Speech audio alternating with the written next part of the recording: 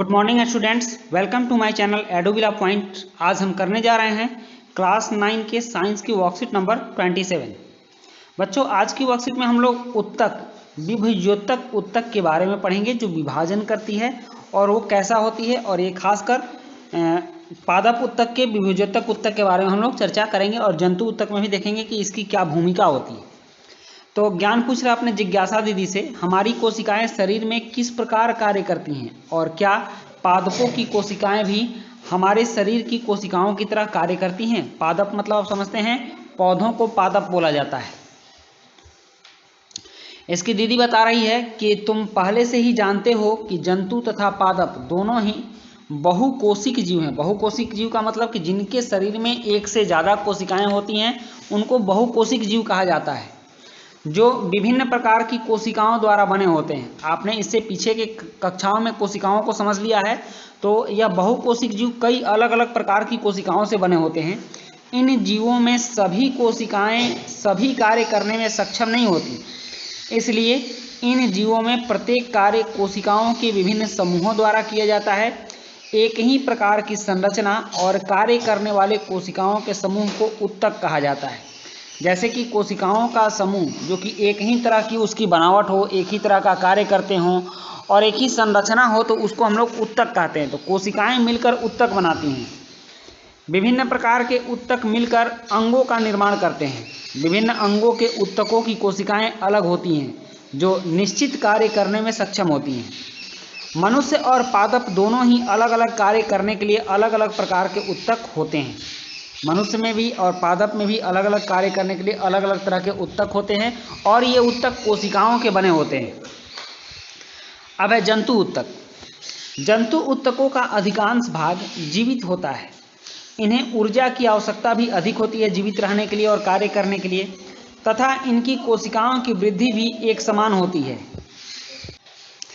उसके बाद पादप उत्तक। पादप उत्तक पौधे स्थिर रहते हैं, इसलिए इनके अधिकांश उत्तक सहारा देने वाले होते हैं, जो पौधों को सहारा दें, उसके टहनियों को सहारा दें, उसके फूलों को सहारा दें, बीज को सहारा दें। यह उत्तक अधिकतर मृत होते हैं, इसलिए पौधों में वृद्धि भी कुछ ही क्षेत्रों तक सीमित रहती है। इन्हें ऊर्जा की आवश्यकता भी कम होती है। पौधों में उत्तक जीवन भर विभाजित होते रहते हैं। पादप उत्तकों को विभज्योतक उत्तक तथा अस्थायी उत्तक के रूप में वर्गीकृत किया जा सकता है। मतलब कि उसमें दो प्रकार के उत्तक पाए जाते हैं, जो विभाजित होते रहते हैं और जो अस्थायी रहते हैं। अब विभज्योतक उत्तक क्या है? तो पौधों की वृद्धि कुछ निश्चित भागों से होती है। ऐसा विभाजित होने वाले उत्तकों के कारण होता है। इस प्रकार के उत्तकों को विभज्योतक उत्तक कहते हैं। यह 3 प्रकार के होते हैं। शीर्षस्थ विभज्योतक, यह पौधों के जड़ एवं तनों के वृद्धि वाले भाग में विद्यमान होता है। यह पादपों की लंबाई में वृद्धि करता है। और अंतर्विष्ट विभज्योतक, यह पत्तियों के आधार पर टहनी के पर्व के दोनों ओर उपस्थित होते हैं। फिर पार्श्व विभज्योतक, यह तने की परिधि अथवा मूल में वृद्धि पार्श्व विभज्योतक उत्तक के कारण होती है।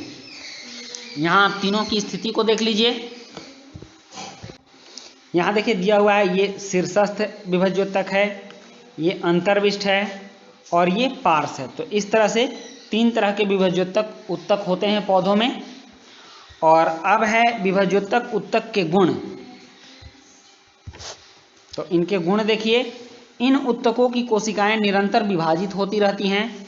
इनके पास बहुत अधिक कोशिका द्रव्य, पतली कोशिका भित्ति और स्पष्ट केंद्रक होते हैं और इनमें रसधानियां नहीं होती हैं।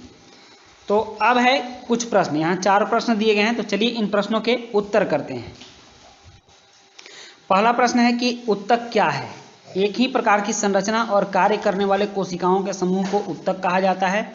उसके बाद प्रश्न 2 है, पादप तथा जंतु उत्तकों में कोई 2 अंतर लिखिए। तो इसका उत्तर है कि जंतु उत्तक, इनके अधिकांश भाग जीवित होते हैं, इन्हें ऊर्जा की अधिक आवश्यकता होती है।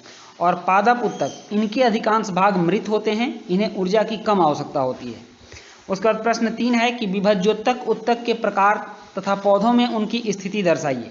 तो विभज्योतक उत्तक 3 प्रकार के होते हैं। पहला शीर्षस्थ विभज्योतक, यह पौधों की जड़ एवं तने के वृद्धि वाले भाग में होते हैं।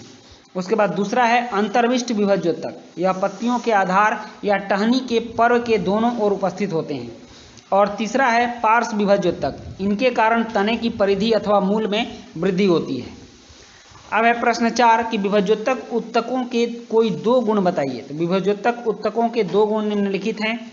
इनकी कोशिकाएं निरंतर विभाजित होती रहती हैं। दूसरा गुण, इनके पास बहुत अधिक कोशिका द्रव्य, पतली कोशिका भित्ति और स्पष्ट केंद्रक होते हैं। और इनमें रसधानियाँ, यहाँ रसधानियाँ पढ़िएगा, रसधानियाँ नहीं होती हैं। तो बच्चों ये थी आपकी आज की वर्कशीट, और आज की वर्कशीट समाप्त होती है। वीडियो अच्छी लगी हो तो लाइक, सब्सक्राइब, कमेंट जरूर कीजिएगा। मिलते हैं नेक्स्ट वीडियो में। Thank you.